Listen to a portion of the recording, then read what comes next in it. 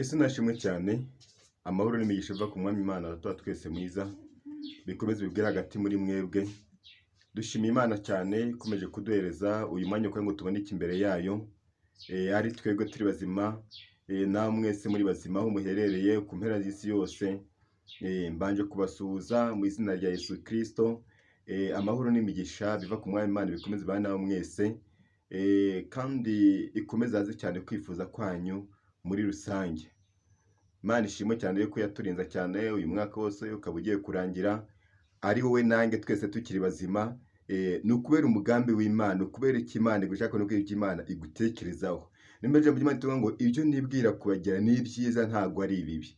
Imana ishimwe cyane ko iba yatanze ingabo nyinshi zikomeye kugira ngo wowe nanjye tube tugihumeka, duhumeka umwuka bazima, kuko ibyadushaka byari byinshi, ibyaguhize byari byinshi, ariko Imana ishimwe cyane kuko yagiye ibitesha agaciro. Hari ibintu byinshi cyane yagiye ica amababa ku buzima bwawe bishaka kujya kugurukira. Hari byinshi cyane yagiye kurenza, hari byinshi cyane yagiye ikurenza bitandukanye. Hari intambara nyinshi cyane Imana yagiye kurwana mu buryo wowe utazi. Gusa mureke dushima Imana, maze dukomeze cyane no kumva ijambo ry'Imana muri rusange, kuko turumva cyane dushaka kumva ijambo ryo gushima. Ijambo rya ndumva cyane twajyemo nta kindi, kuko gushimwa ni ingenzi cyane. Amena. Uri Imana nziza, uri Imana ifite imbaraga, uri Imana ifite ubutware, uri Imana ifite ubushobozi. Ndagushimiye kuri mwiza, ndagushimiye ko abanye natwe, ndagushimiye ko waturinze, ukomeje kuba natwe muri byose. Cyane cyane ukomeje kuba natwe Mana kuri iyi channel y'Urukundo TV, ukomeje gutubera amaso ku bikende ko bije Kristo ntabwo icyubahiro. Mu izina rya Yesu Kristo, Imana y'amahoro, Imana imbaraga, Imana ishobora byose. Mana turi imbere y'amaso yawe, nyemera cyane rwose Kristo mu izi sano y'umunota, uje mu ruhande rwacu matenge byose kubishoboye. Niwe nshaka, niwe nifuza kugira ngo ureke umwuka imbaraga, umwuka w'ineza azaganza hagati muri twebwe byose kubishoboye. Mana turagushaka, Mana turagukeneye kugira ngo abe ari wowe kuganza no gutura byose kubishoboye. Ureke iri jambo zuriherekeze, ureke iri jambo zurishigikire mu izina rya Yesu. Dukeneye umwuka imbaraga, umwuka w'Imana ngo azaganze kandi ngo azategeke byose kandi abiyobore. Urakoze kugiye kubana natwe, urakoze kugiye kudushigikira. Bisege nizenzi uko ubikoze bwa Kristo Yesu Mwami wacu. Amen. Mureke dusome ijambo ry'Imana dusanga muri Zaburi 143. Zaburi 143, niyo tugiye gusomaho. Niyo tugiye gusoma, turahera ku murongo wa 5 tumanukeho gato cyane. Kuba tugiye kubana cyane bwa mbere ahangaha kuri urubuga, wo muri kumwe ni Samuel Mutezimana, ni mwene so muri Kristo Yesu. Ni icyizere gikomeye cyane Imana ibe yatugiriye kugira ngo tubeho tuyoborwa n'ijambo ryayo, tubeho dukora iby'Imana ishaka. Kugira ngo Imana iramubwira ngo nimumara gukora iby'Imana ishaka ishima, hari ukuntu izatwambutse tujyane. Niyo mpamvu tugomba gukora iyo tukaba twabikora cyane mu kuri no mu mwuka, kuko tuzi neza yuko ibyo dukora byose hari uwo tuzabibazwa muri rusange. Uko waba waritwaye kose uzabibazwa, ibyo waba warakoze byose bitandukanye byose uzabibazwa. Nta kintu na kimwe Imana itazacisha imbere yawe kugira ngo ibanze imenye neza uyu muntu gute yakigiyemo. Niyo mpamvu mbabwira abantu cyane, mugomba gukora ibishoboka byose mukajya mubikora mu ineza no mu rukundo, ibyo mukora byose kandi mukabikora mu kuri kw'ijambo ry'Imana. Kuko icya mbere cyo abantu benshi cyane baragwiriye cyane mu madini atandukanye, ariko bataka icyo bita indangagaciro z'abakristo. Rero iteka ryose Imana irashaka yuko wa mukristo agomba kugira ibintu bimuranga kandi bimukwiriye. Amena. Agomba kugira ibintu bimuranga kandi bimukwiriye. Igihe cyose uzisanga ibintu bikuranga utabifite, uzamenye neza yuko aho ngaho harimo ikibazo gikomeye cyane. Uzabanza ibibazo cyane, nje n'Imana yanjye tubanye gute? Amena. Mureke dusome hano ku murongo wa 5 avuga ngo nibutse imirimo ya iminsi ya kera, nibwira ibyo wakoze byose, ntekereza imirimo y'intoki zawe. Nkuramburiye amaboko, umutima wanjye ukugirira inyota nk'iy'igihugu kiruhijwe n'amapfa. Haravuga ngo nibutse iminsi ya kera, nibwira ibyo wakoze byose, ntekereza umurimo w'intoki zawe, nkuramburira amaboko, umutima wanjye ukugirira inyota, nk'igihugu kiruhijwe n'amapfa. Rero ndumva cyane dushaka ko twavuga ku ijambo rijyanye n'iminsi ya kera. Rero nta muntu n'umwe aho yava akagera utagira iminsi yiwe ya kera, kuko ntabwo wakuze, ntabwo wabaye mu isi ngo uhite ungana nk'uko nguko ungana. Muri make hari aho wagiye uca, hari ubuzima butandukanye wagiye ucamo. Rero icyo dufite cyane muri iyi minsi giteye abantu bafite ni ibintu bijyanye no kwibagirwa.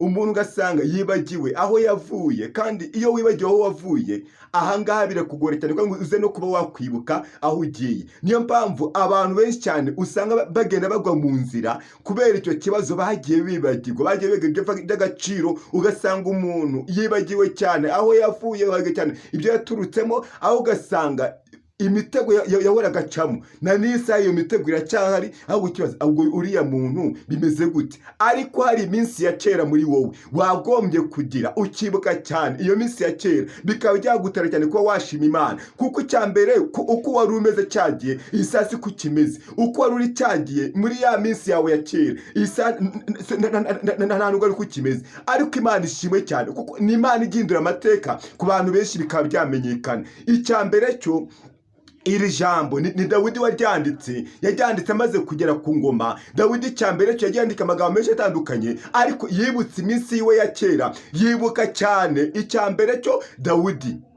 yari umwana wo kwa Yesayi, mu muryango utaruzwi habe na gato cyane. Avukira mu muryango kandi noneho avuka ari umuhererezi mu nzu y'iwabo. Kandi ikindi, Dawidi, andi mateka yo ni uko Dawidi yari umwana w'ikinyendaro. Muri make ntabwo yavukana n'abariya bana bose Yesayi yari afite b'abajenerali bakomeye, ntabwo bakuvuga na Dawidi. Niyo mpamvu abana barebye bavuga ngo data. Icya mbere cyo, n'ubundi turi kubona cyane ibintu byacu waduteguriye, uyu nguyu n'ubundi azabifataho. Ariko turi kubona ikintu gishoboka, turashaka yuko umufata byibuze ukamujyana kure yacu, mujyane kure yacu, umukure mu ruhande rwacu. Noneho numara kubikora gutyo, agenda bumwungere. Dawidi aragenda aba mu ishyamba, yabaye mu ishyamba igihe kirekire cyane, aragira intama. Ariko icya mbere, nta cyizere cyo kuba umwami yari afite. Uko icya mbere, kuba umwami urumva byagomba gusaba yuko ugomba kuba uri umuntu uzwi, ugomba kuba uri umuntu w'umujenerali. Ariko umuryango yavukagamo ntabwo wari umuryango uzwi nawe ubwiwe,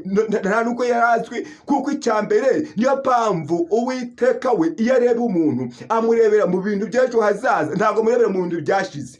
Oya, ngiyi saa turimo tuvugana wowe, Uwiteka ntabwo arimo arakureba mu buzima uhagazemo, ahubwo arimo arakureba mu buzima buzaba buri imbere yawe, bwaba bwiza bwaba bubi. Muri make ibyo Uwiteka kureba ni bwabo buri imbere.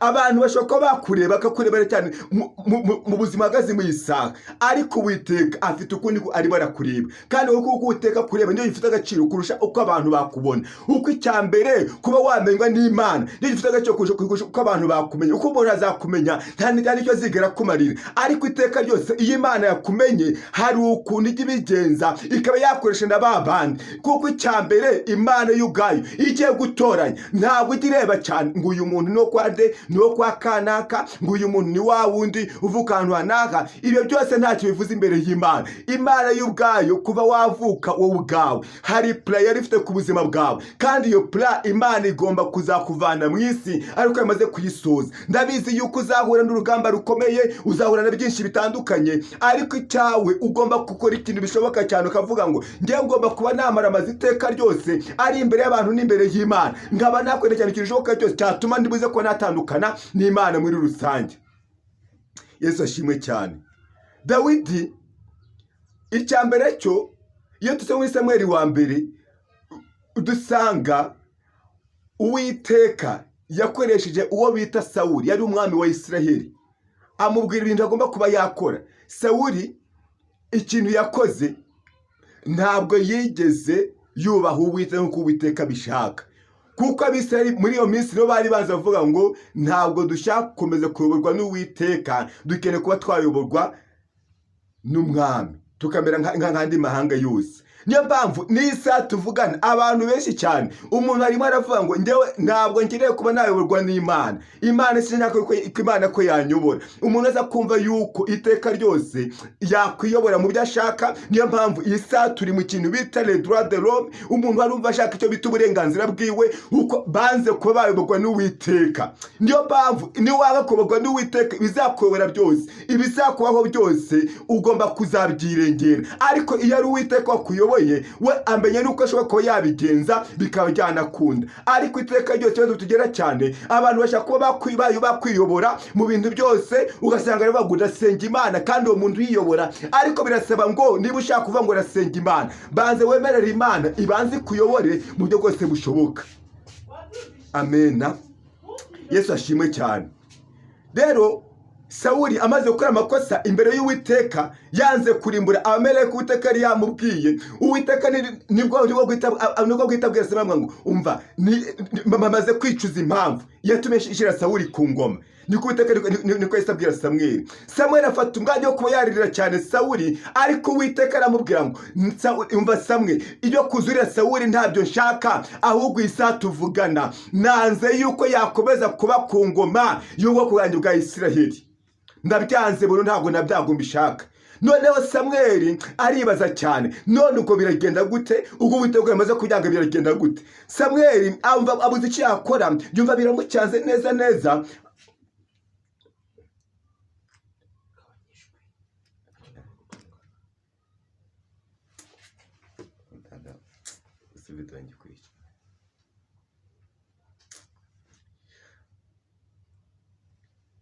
Amena.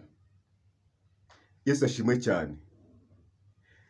Yumva abuze icyo yakora muri we, yumva abuze icyo yakora muri rusange, afata umwanzuro wo kuba yabaza Imana icyo agomba gukora. Uwiteka aramubwira ati, maze kwibonera mu bahungu ba Yesayi w'i Betelehemu umuntu ugomba kuba yambera umwami, kuko afite umutima nk'uwo nshaka. Rero Imana ntabwo izigera igukoresha udafite umutima nk'uw'Imana ishaka. Imana izagukoresha ari uko ufite umutima nk'uw'Imana ishaka. Icya mbere cyo uzakora urwanwa, uzakora batagushaka, ariko icy'ingenzi ni uko uzaba ufite umutima nk'uw'Imana ishaka. Amena. Rero biragorana cyane muri rusange. Noneho Samweli Uwiteka amubwira uko agomba kuba yabigenza. Aragenda ajya kwa Yesayi.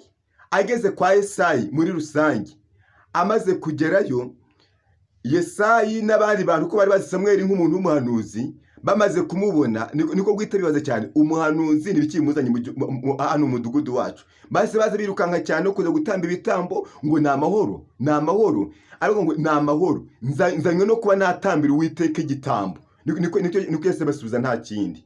Rero Samweli akimara kubabwira iryo jambo, byabaye ngombwa yuko aza muri make atamba igitambo nk'uko Uwiteka yabimubwiye, kugira ngo Sawuli ataza kumenyereza yuko hari undi mwami amaze gushyiraho. Niko guhita Uwiteka amubwira ati agomba guhita akoresha kugira ngo abe yakwimika abana ba Yesayi, noneho afate mu mwana Uwiteka ari gushaka aba ari we ashyira imbere. Rero Yesayi niko basi bamuga ngo zana abahungu bawe bose arabazana. Ariko Dawidi kuko yiberaga mu ishyamba, hari ubutayu yiberagamo nkuko nawe Isa uhagaze. Isa nawe hari ubutayu uhagazemo. Ubusabona gusanga no mu muryango batakuzi, ugasanga no mu itoro batakuzi, no mu gihugu batakuzi, ariko gifite agaciro cyane kuba Uwiteka kuzi akaba kwishimira. Nicyo gusa bifite agaciro, ibindi byose nta na gato bimaze, nta na gaciro rwose bifite. Ahubwo gifite agaciro cyane nuko Uwiteka kureba akumva arakwishimiye wowe mu ruhande rwiwe. Niyo mpamvu nkubwira ngo iyi saha emera cyane Uwiteka akomeza kuyobore, nkuko icyambere cy'Uwiteka ntazakomeza kukuyobora, uzakomeza kuba umara imbere yayo. Amena.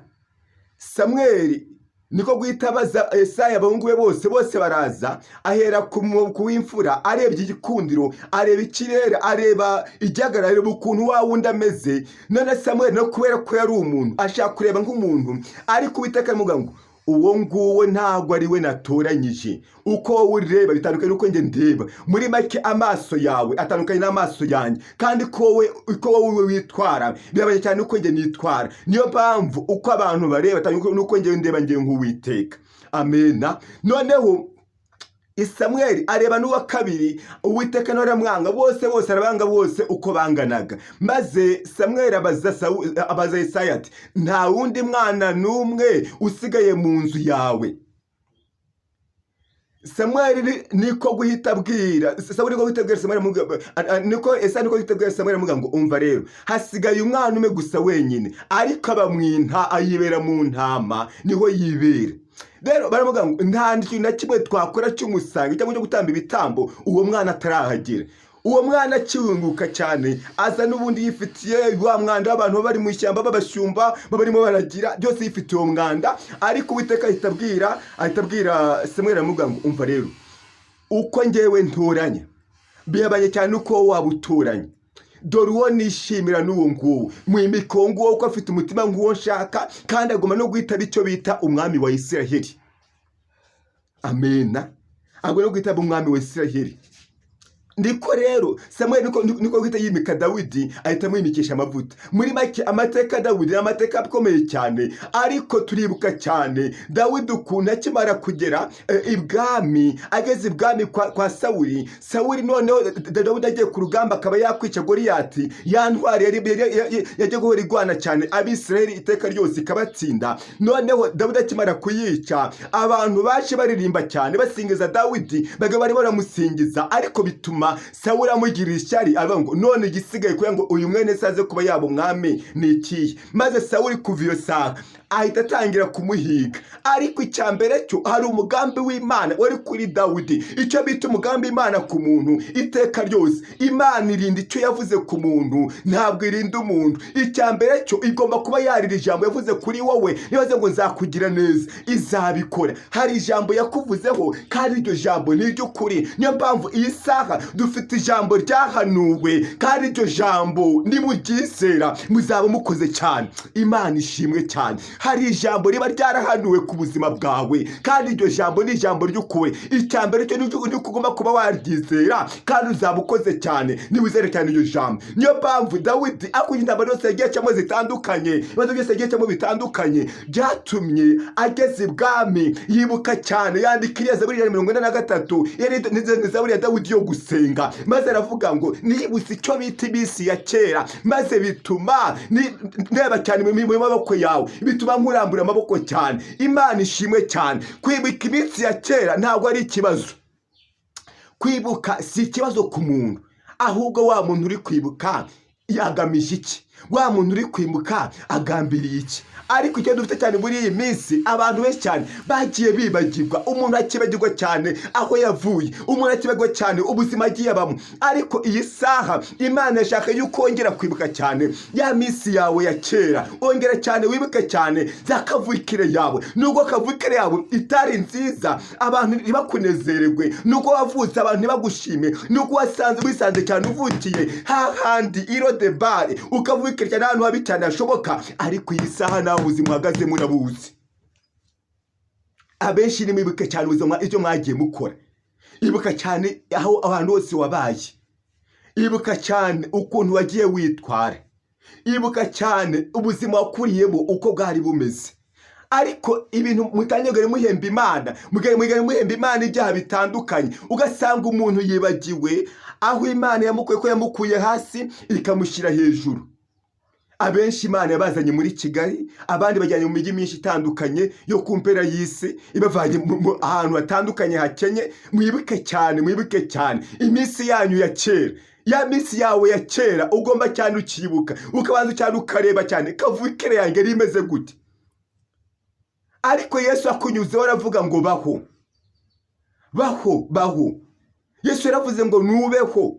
Nubwo nta muntu wigeze kwishimira, ntagira umuntu ukunezererwa, ntagira umuntu ukubona yuko uri umuntu umumaro, ariko Yesu yaravuze aravuga ngo baho. Yaravuga ijambo ngo baho. uribuka cyane uburwayi wahuye nabwo, uribuka cyane ubukene wahuye nabwo, uribuka cyane byinshi bishoboka. Ariko iyi saha ibintu uri guhemba Imana, wa cyane cyane muri iyi minsi abantu benshi cyane ari ibintu bagiye biremera ibintu bitandukanye, ugasanga wavuye mu cyaro utazi ikintu bita kwambara ipantaro uri umuntu w'umugore, ariko isaha usigaye usanga wirirwa uzambara, utazi ukuntu bakora menshi, ariko isaha usigaye wirirwa cyane ufite za menshi mu mitwe, utazi ukuntu bambara amaherena, ariko isaha usigaye wirirwa cyane uyambara. Muri make kwibuka kwawe iminsi ya kera ugenda uhemba Imana, kugenda ubikoreshamo ibintu by'imirimbo idafite agaciro, idafite cyane aho duhuriye n'ijambo ry'Imana. Amena. Kwibuka iminsi ya kera si ikibazo, kwibuka aho wavuye si ikibazo, ahubwo ubikora gute? Ahubwo wowe biri mu isaha bihagaze gute?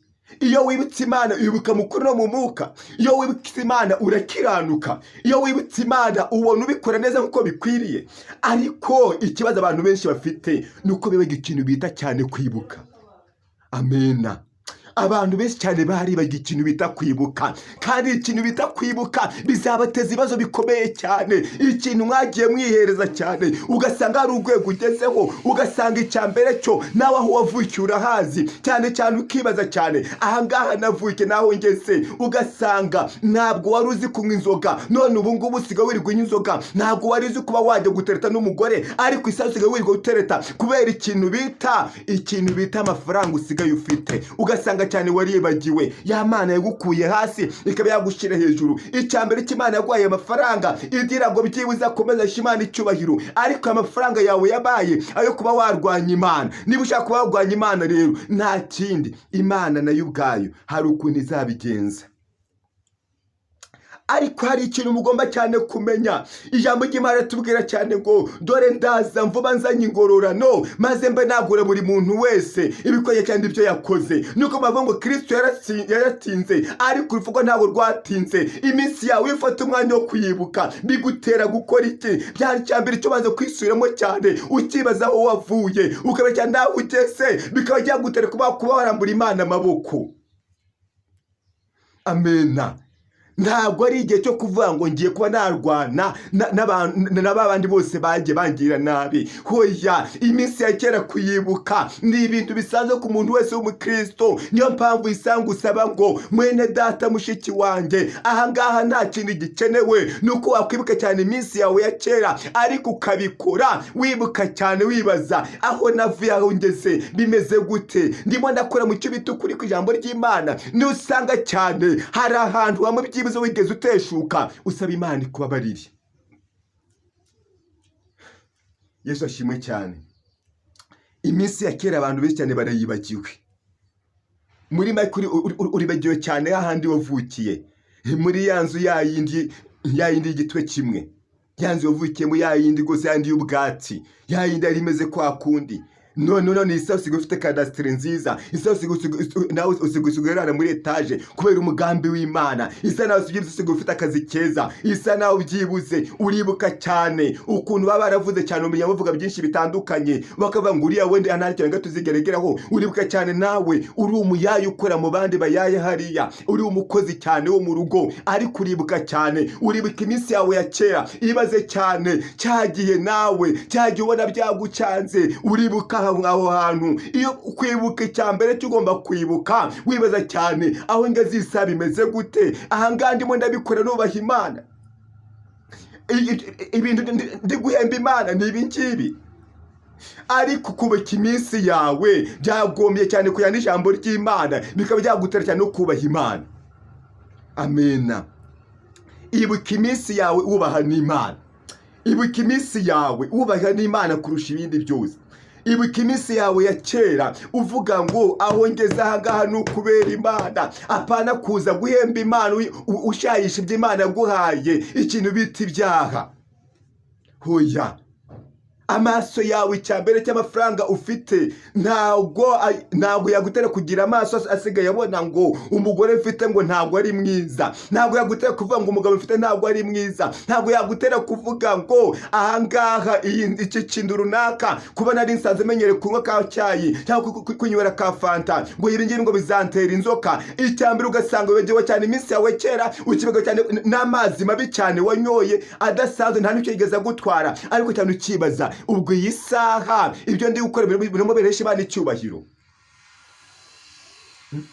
Abenshi usigaye basanga bavuga ngo hoya rwose ngo akanga gasembuye ngo nta kibazo, ngo ibigage kubinywa nta kibazo, ariko ugasanga iteka ryose hari ibintu abantu bagiye bazirura kubera icyambere cyo hari iminsi bavuyemo, hari n'iminsi bahagazemo, bigatuma bagenda bazirura ibintu byinshi bitandukanye. Ariko ijambo ry'Imana tubwira ngo urabikora nka kwihorera nanjye mpangwe nawe, niyo mpamvu nzabishyira ku mugaragaro bigaragara, kandi uzamenye neza yuko ari njyewe Uwiteka uba uri kumwe nawe. Amena. Kwibuka iminsi ya kera ntabwo byakuraho burundu kuvuga ngo njyewe ndakijijwe. Hoya, iminsi ya kera cyambere cyo kuyibuka ntabwo bizatuma ugira ibindi usubiraho, ntabwo bizatuma usubira mu byaha ngo uvuge ngo njyewe ngomba kujya gutereta abana beza, ngomba kujya gutereta abana bakiri bato, ngomba kugenda gutya na gutya, ngomba kubikora gutya na gutya, ngomba kuba najya mu bapfumu. Iminsi ya kera ntabwo yagutera kuvuga ngo ugiye gutandukana n'Imana. Ibyo bintu ni ibintu bidashoboka. Ahubwo iyo wise iminsi yawe ya kera igenda cyane gusunikira ku Mana, kuko Dawidi iyo yibukaga cyane iminsi we ya kera byatumaga cyane afata iteka ryose agahora ashima Imana, atitaye cyane ku cyubahiro cy'uko ari umwami, ahubwo agahora ashima Imana iteka ryose. Wowe cyambere iyo wise iminsi ya kera ukorera iki imbere y'Imana? Ukora icyo uri imbere y'Imana iyo wise iminsi yawe ya kera?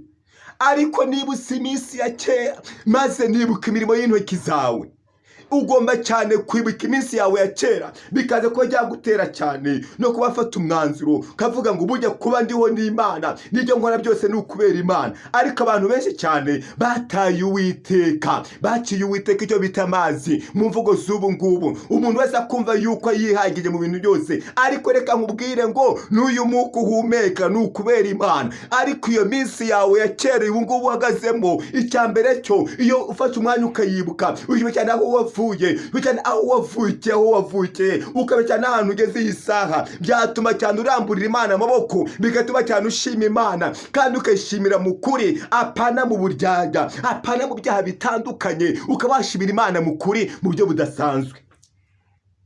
Amena. Hari iminsi yawe ya kera wagomye cyane kwibuka, bikaba byagutera cyane iyo minsi ko wanezeza Imana.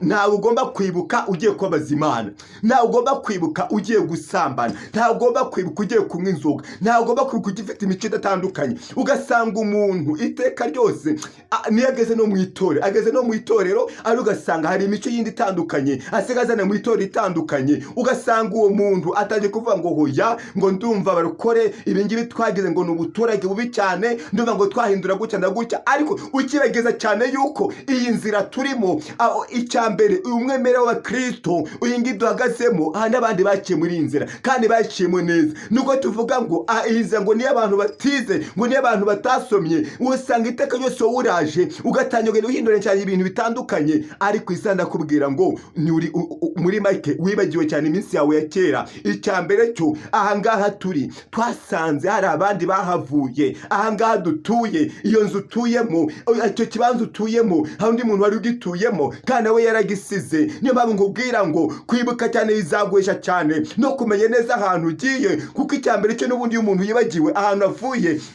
no kudasobanukirwa cyane ahantu agiye ntabwo byakunda. Amen. Nibutse iminsi ya kera, nibutse iminsi ya kera. Iyo wibutse iminsi ya kera ukora iki? Iyo wibutse iminsi ya kera bigaragaza bigenda gute?